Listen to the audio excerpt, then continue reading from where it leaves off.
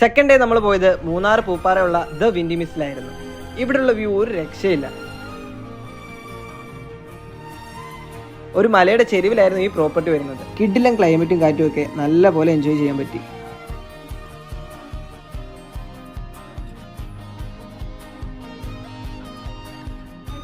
Food കഴിച്ച് കുറേ നേരം അവിടെ കാറ്റൊക്കെ കൊണ്ടിരുന്നു.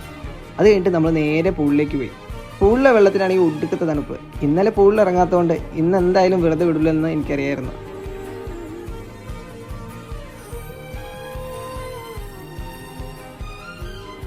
സോ അങ്ങനെ പൂളിലൊക്കെ ചാടി കഴിഞ്ഞ് നമ്മൾ നേരെ ഫുഡ് കഴിക്കാനായിട്ട് പോയി. അത് കഴിഞ്ഞ് നേരെ ക്യാമ്പ് ഫയറിലേക്ക്.